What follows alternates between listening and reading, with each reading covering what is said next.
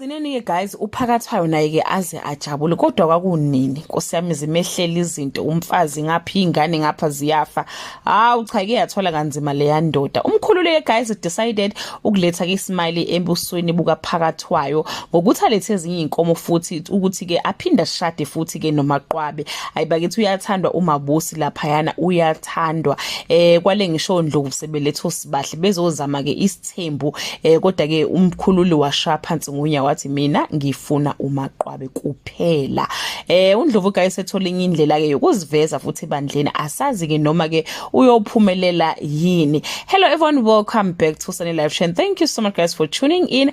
I'm here to update you of what's going to happen on Umkhokha from the 17th to the 21st of June 2024 on Monday. Siphamandla makes a grand gesture one Mabusi will never forget. KZN Water agrees to donate free water to the church, but someone has a sinister intentions. uNdlovu ke lowo on Tuesday. Siphamandla is in love and in awe of his woman.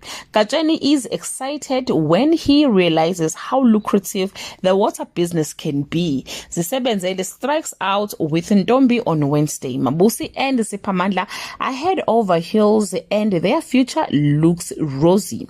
Ndlovu shamelessly takes credit for a colleague's idea. Ntombi plays hard to get on Thursday. Mthembu approves of Mabusi's new chapter as a healer and he takes her first tentative steps in this new journey.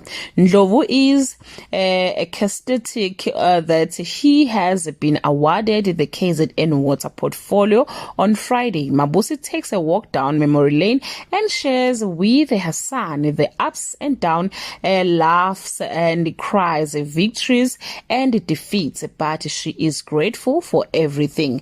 Well guys, that's all I have for today. You can leave your comment below and share your opinion. Bye.